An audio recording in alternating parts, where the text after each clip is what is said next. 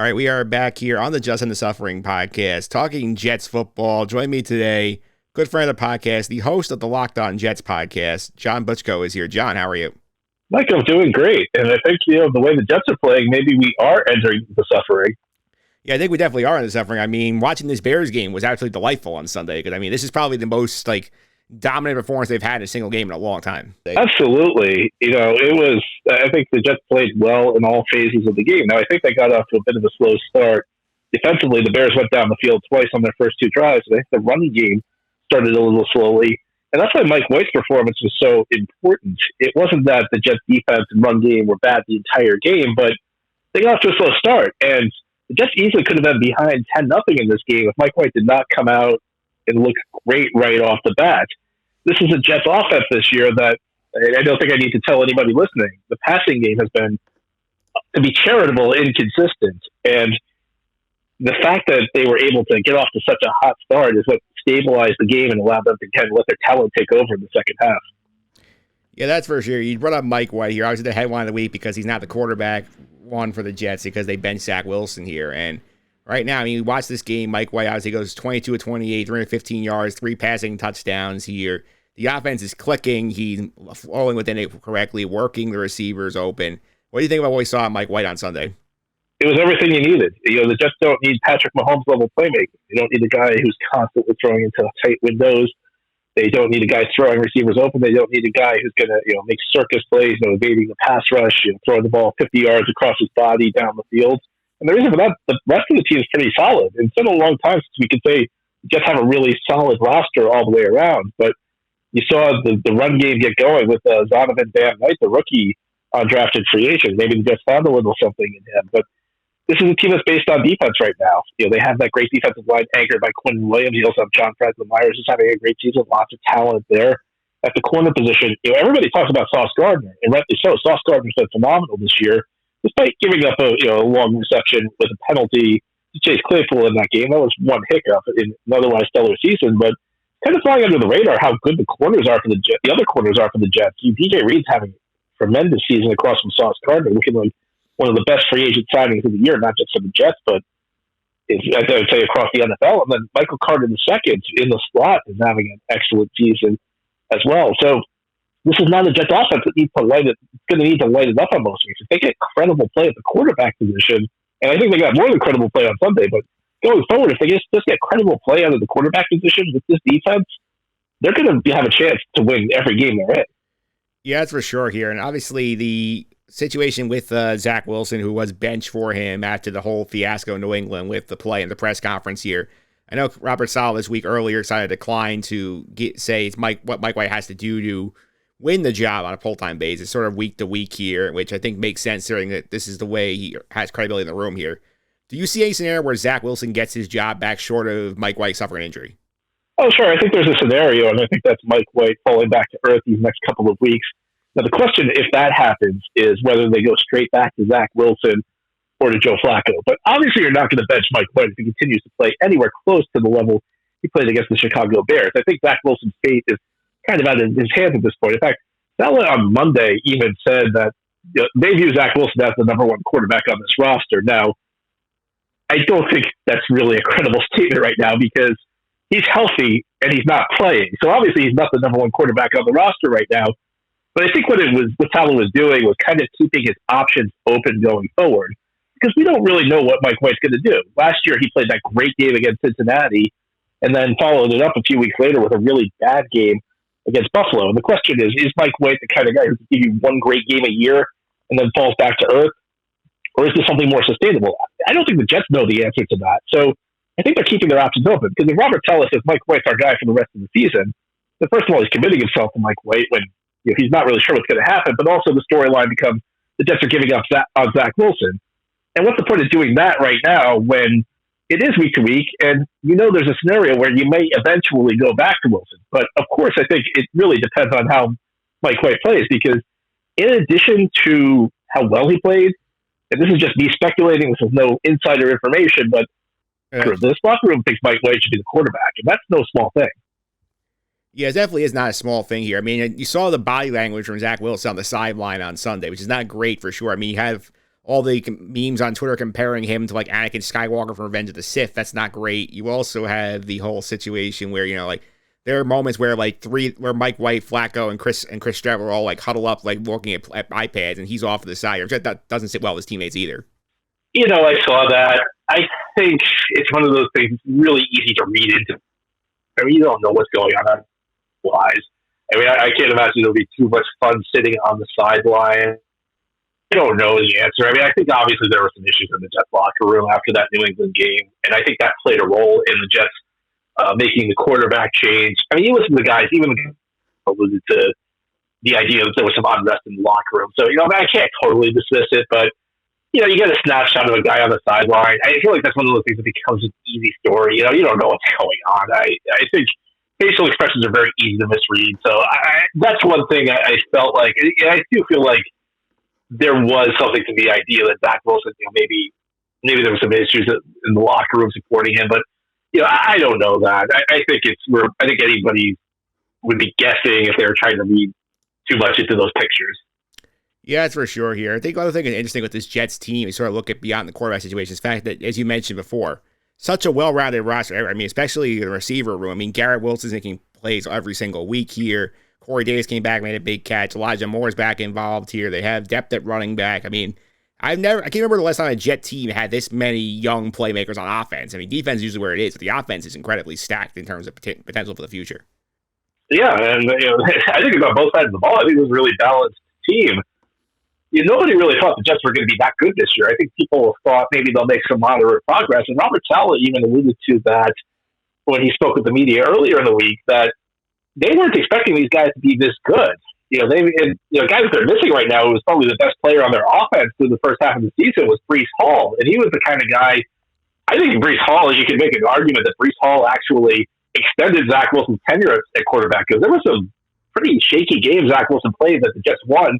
And one of the big reasons that the Jets won those games was how good Breece Hall was. I mean, he was playing, maybe if not at a Jonathan Taylor level, at the next level. I mean, there are not many running backs in this league who can be your entire offense. And Breece Hall was playing at that level. But you said that Garrett Wilson looking great. It feels like every other week he's posting a 90-yard game. And, Elijah Moore, I think, now that Zach Wilson's down, he's probably going to take too much blame.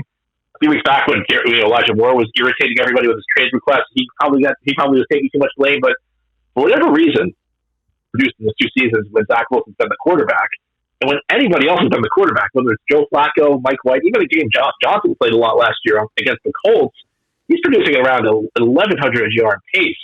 So there are plenty of weapons. Let's not even talking about the pieces they have on the offensive line. Elijah Tucker, who the Jets really thought was a guard when they drafted him last year, and out of necessity, they had to move him to tackle, and it feels like they kind of fell into something, because now he's injured too, so they won't get him back till next year. But it looks like they found a tackle in Elijah Tucker, which is something I don't think they were expecting when they made that move.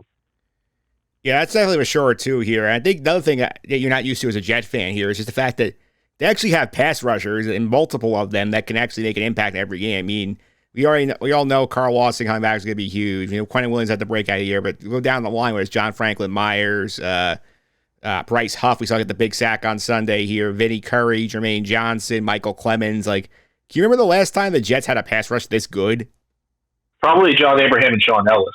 And the thing that's so bizarre about it, Mike, is you look at the guys who were coaching the Jets defense before Robert Saleh and Jeff Ulbrich. You had Greg Williams, you had Todd Bowles, and you had Rex Ryan. These were 3 guys who like to get after the quarterback. Invested practically no resources into adding pass rushers in those years. It's really tough to figure out. But that's one of the things I like about Joe Douglas is I think this was especially an issue under Mike McCagnon. Positions are not equal in the NFL. And, some teams emphasize one position more than another, but you've got to have a defensive line in this league. You don't have defensive lines who can get after the quarterback. You're probably not going to have that good of a defense. And for years, the Jets just completely ignored getting pass rushers, and now suddenly they're just adding guy on top of guy. And part of it, they deserve credit for players. The guy who's been phenomenal this year is Bryce Huff, who was non-drafted free agent signing in 2020. And he, last year the Jets there was talk the Jets did this study. They were trying to figure out why their pass rush was good in some games and bad in others. And they found that the missing ingredient was Bryce Huff. And I remember when I heard that, I was like, oh yeah, right. I mean, Bryce Huff's a nice situational pass rusher, but come on. he's been excellent this year. And so you're going up and down the line. You have the guys you've invested a lot in, and then you have guys like Bryce Huff who you're developing. And it's produced one of the deepest defensive lines in the NFL. And that's the biggest reason. I'd argue that's the driving force, with all due respect to the corners who have also been great, but I'd argue this defensive line is the driving force. Yeah, let's go to the corners for a minute here, too, because obviously last year was a disaster. The secondary had issues throughout the unit here.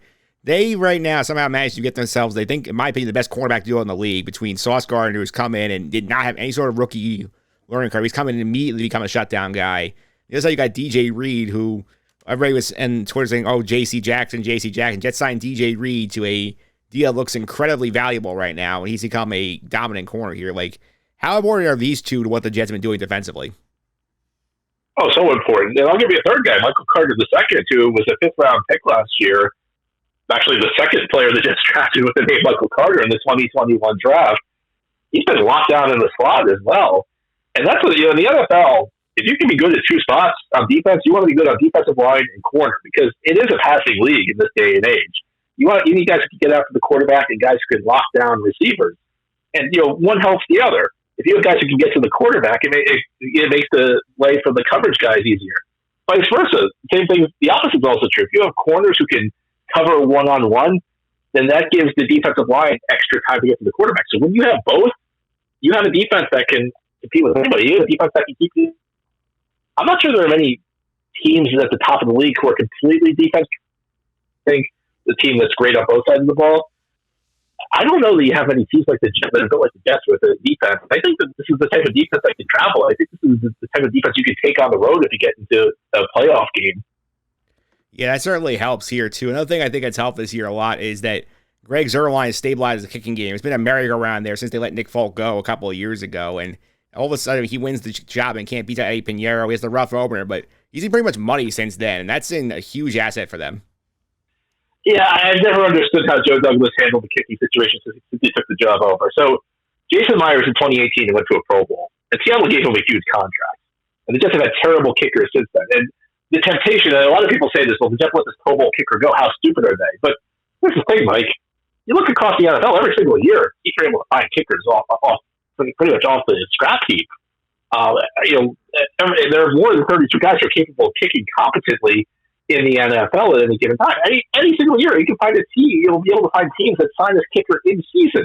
So it's just been unbelievable. The Jets went 3 years without being able to find a kicker. And Joe Douglas has done a great job at Jets GM. I think one of the areas where he's not done such a great job prior to Greg Zuerlein is the kicker spot because it felt like he was always focused on trying to find the biggest leg possible. And he was not bringing in guys who were experienced. He finally brought in a guy with an NFL track record. Yes, Greg Zuerlein has a huge leg as well. He is 57-yard field goal, but he can hit it through the uprights. And I think Joe Douglas got a little cute with the kicker position his first 3 years, and he finally figured, you know what, I can get a guy with a big leg who also is a proven success in the NFL, a guy who can actually, not only drill a 57-yarder, but actually make it go through the upright. So I think you're absolutely right. Greg Zuerlein, you don't have to, I know he missed a kick on Sunday, but he's been somebody who stabilized the kicking position that's been the worst in the NFL the last 3 years.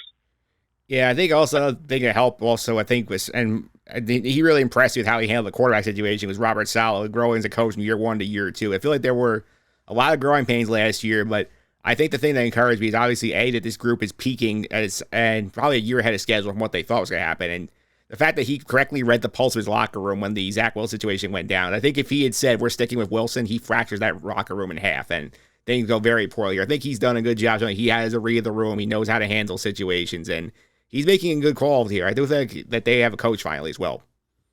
I agree with everything you said, and I'm going to throw in another point. The way he handled the Elijah Moore situation, the guy who pretty much was done with the team, the guy who pretty much wanted out, and he did a good job kind of bringing Elijah Moore back into the fold, and Moore had a big game on Sunday. It took a couple of weeks, and there's something very subtle that he did.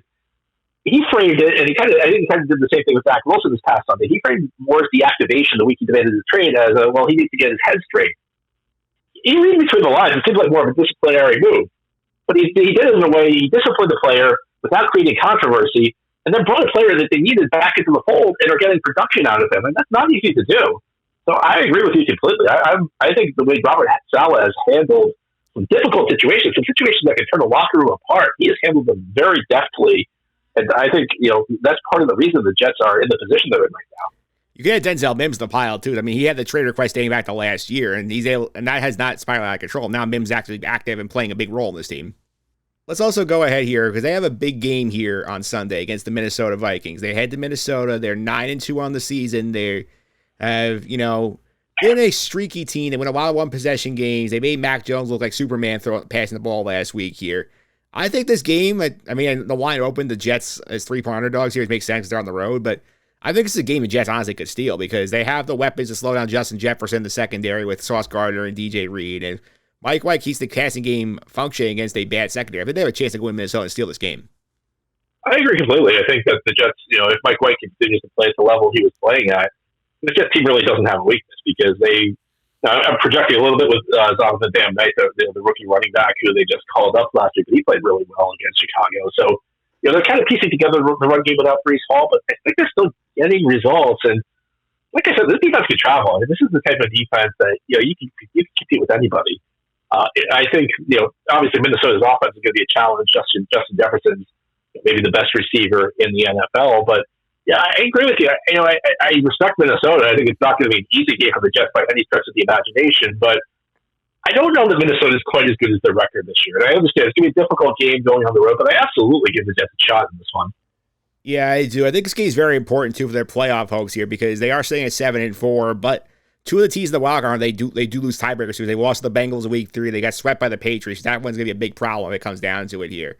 I honestly feel like if they can find a way to split these two games, the Minnesota-Buffalo road trip, if they can do that, I think their chance of making the playoffs skyrocket. What do you think are the odds that they do snap the playoff drought this year? I'll tell you, the way the team's playing, I like it a lot. I think there's no guarantees right now, and I think it's kind of amazing that the Jets have kind of already met their preseason expectations because they said their goal was to play meaningful games in December, which was be in the playoff race itself. And as we discussed earlier, they have some guys who are a little bit ahead of schedule. I think this defense is going to let them. I think this defense is going to help them steal a game or two that you're not expecting them to win. So I feel really good about this team right now. The question is Mike White, but he doesn't need to be spectacular. He just needs to function. He needs to get the ball to the open receiver, go through his progressions in a timely manner. He doesn't need to be a difference maker. He just needs to. I hate to use the term game manager, but I'm going to use it. He needs to manage the game effectively. Yeah, because honestly, the way you look at the season here, if they had Mike White playing like game managing football against the Patriots either time, they win at least one of those two games, and their season outlook is a lot clearer for the playoffs than it would be right now. I think Flacco struggled the first 3 weeks too. I think they stole that game in Cleveland. And you look at the statistics. I mean, he was a guy who's throwing for 300 yards like almost every game. But if you actually separate the parts of the game that were competitive and the parts of the game where the Jets got 2 scores in the second half facing soft zones, there's a big difference there. So I don't think Flacco was as impressive as his numbers. And, Zach Wilson, he was also kind of shaky. I mean, you could argue that I'd say almost every loss the Jets have had this year, if they got league average quarterback play, they would have had a great shot at winning the game. And there were even some games the Jets won. I think the win over Denver, the win over Green Bay, but Zach Wilson didn't play all that well. They still were able to win the game. So it really does come down to that. I don't think I can name a game this year that the Jets lose if they just get average quarterback play. So I think that's really what it comes down to. It is where it comes down to. It's certainly a fun ride down the stretch of the last 6 weeks for the Jets. John, thanks for all the time. I really appreciate it. People want to check out some of your stuff. How can they keep up with you on social media and the Locked On Jets podcast? Well, Locked On Jets is free and available on all platforms, including YouTube. So if you'd like to see my smiley face every day, you can go there. But if not, you just want to listen, you can go to any other platform. And you can also see my writings at ganggreennation.com, which is the SB Nation Jet site. All right, John, thanks for all the time. I really appreciate it. My pleasure, Mike.